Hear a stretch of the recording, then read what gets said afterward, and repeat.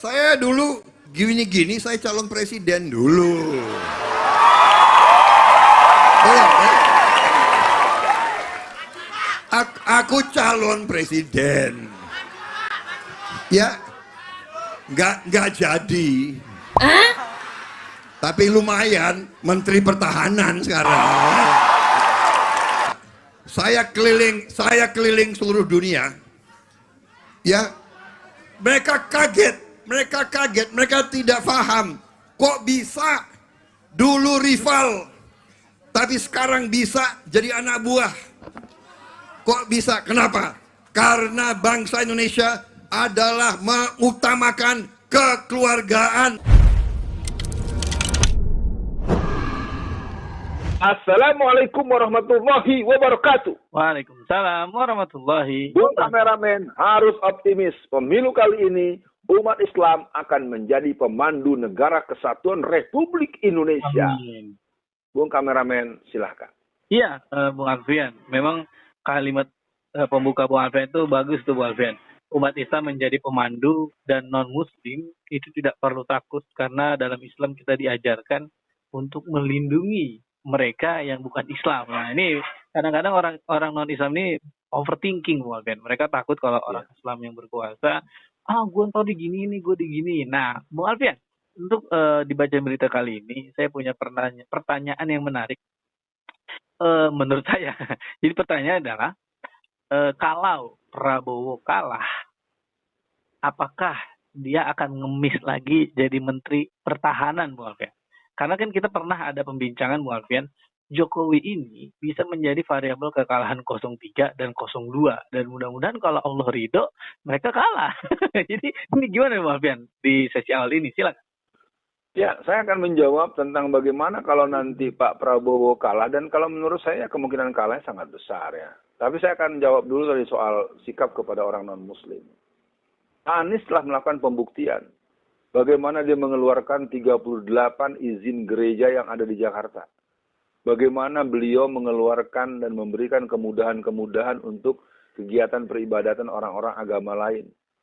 Dan bersamaan juga dia memudahkan mengurus wilayah Provinsi DKI, NU Jakarta, yang selama puluhan tahun tidak mempunyai kantor yang berkekuatan hukum tetap. Jadi betul di situ wilayahnya wa ma arsalnaka illa rahmatan lil alamin. Jadi konsep rahmat bagi seluruh sekalian alam itu akan ada di mana saat umat Islam yang mayoritas mempunyai otoritas. Nah, yang kembali kepada pertanyaan tadi, kalau nanti akhirnya izin Allah dan takdir Allah dan kita juga berdoa semoga pasangan 02 dan 03 ini memaklumi kepemimpinan ada pada 01, bagaimana Pak Prabowo? Menurut saya Pak Prabowo yang paling bagus itu lebih banyak memperbaiki proses-proses hubungannya dengan Allah. Dia cukup menjadi orang yang rajin ke masjid, ke musola, dan hadir di majelis-majelis ilmu. Dan juga untuk urusan yang tadi ditanyakan, apakah perlu jadi menteri lagi? Mungkin kalau perlu, bisa jadi ini aja. Jadi tempat bertanya ya, jadi orang yang dituakan. Kalau di Sumatera Barat itu jadi Nini Mama. Nini Mama kan dia dekat dengan Fadlizon yang juga orang Padang. Sana juga ada lagi, siapa lagi tuh yang orang Padang tuh yang Gerindra tuh? Andre Rosiade. Nah, ya nanti Andre Rosiade, Bang Fadli, ajaklah kawan-kawan ini untuk meminta sifat kepada Bapak Prabowo, sang jenderal legendaris yang siap memberikan arahan buat negaranya. Saya pikir begitu. Jadi kalau nanti beliau sudah kalah, insya Allah ya, Amin. kalau ditakdirkan Allah kalah, berarti itu menjadi bagian bahwa beliau akan sampai pada posisi persiapan husnul khotimah gitu kan. Nah, terhadap yang 03, saya juga ingin menganjurkan buat barisan 01, 03 tetap ada beberapa orang-orang yang secara subjektif bisa diambil dalam peran-peran yang lebih regulatif. Tetapi pola kongsi, pola koalisi yang hitung-hitungan biji, jangan. Saya tidak sepakat. Kata kuncinya, istimewa ulama dulu dong, gitu ya.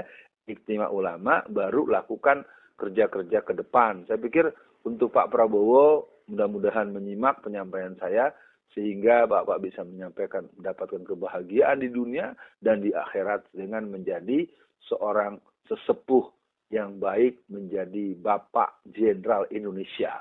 Iya, Bung Alfian. Memang yang unik adalah saya mendapatkan video lah ya.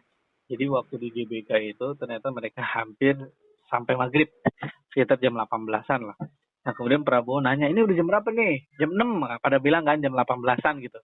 Nah orang-orang yang menonton video itu berpikiran kita disuruh siap-siap untuk sholat maghrib atau siap-siap keluar lah untuk prepare sholat maghrib. Bukan itu yang dia pikirin, Bang Alfian. Ternyata langsung ngajak joget. Waktu sudah mau maghrib, saya diejek calon presiden kok bisanya joget aja. Terima kasih. Musik, penonton, joget. Nomor 2 torang gas.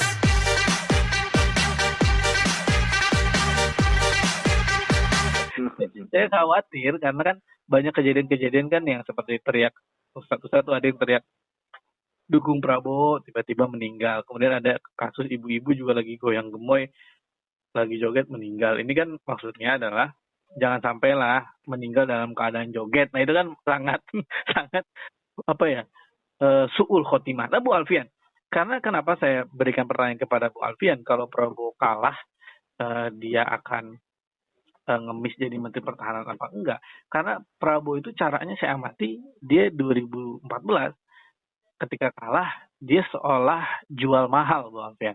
Nah ketika 2019 kalah dia seolah-olah pasrah, bahkan 21-22 Mei yang memakan korban pendukungnya, dia bilang korbannya, oh dia kan masih belum cukup umur untuk memilih saya, kurang ajar. Saya bilang, itu kan pemilih Anda walaupun mereka belum bisa mencoblos, minimal dia menyuarakan di kampungnya Prabowo itu bagus. Nah masa nggak dianggap nyawa orang gitu nah Bang ya. Nah tapi akhirnya dia seolah-olah pasrah, apa mungkin dia sudah diikut bisik-bisikin, udah tenang aja gantian nanti 2024 lo yang maju calon presiden. Nah itu kan kita nggak tahu tuh bisik-bisik di belakang layar itu Bang Alfian.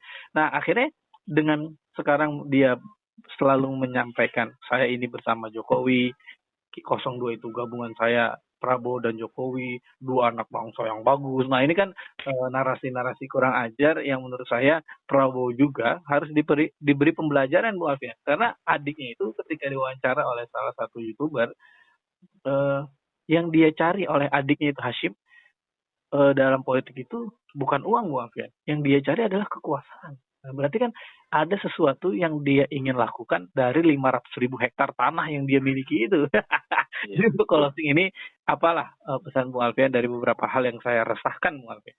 Yang saya cari sebagai seorang politisi Pak, bukan uang. Saya cari kekuasaan. Dan selama saya oposisi Pak Gilbert, saya digencet terus. Nah soal kalimat setelah saya nanti adalah Pak Prabowo, itu diucapkan beberapa kali oleh Pak Jokowi. Malah analisa ini Bung Kameramen sebagai kata penutup dipersoalkan. Ini boleh jadi malah pembicaraan yang dilakukan 6 tahun yang lalu. Pembicaraannya 5 tahun yang lalu. Jadi bertahun-tahun yang lalu, bukan saja perbincangan yang berhubungan dengan proses pencalonan yang kemudian terjadinya duet antara Pak Prabowo dengan yang namanya Gibran, wallahu alam. Nah, pernyataan Hashim itu harus menjadi alasan kuat buat kita mengalahkan 02. Karena Hashim telah menunjukkan aslinya sebagai orang yang akan melakukan tindakan yang menindas, menjadi monopoli terhadap sumber-sumber kekayaan alam dan sumber-sumber kegiatan pusat-pusat yang bisa mensejahterakan masyarakat. Jadi dari saya terhadap pembahasan ini kepada seluruh masyarakat, mari terus berserah kepada Allah. Masih ada kesempatan untuk mengingatkan tetangganya, saudaranya, temannya, alumni, besannya, adiknya, ponakannya, saudaranya, bibinya, tantenya, encingnya, encangnya, Pak D-nya, Bu Le-nya, semua sebagai kesadaran atas kesejarahan negara kita untuk tetap berdaulat sebagai negara kesatuan Republik Indonesia. Sekian dibacain berita, Bung Kameramen. Assalamualaikum warahmatullahi wabarakatuh.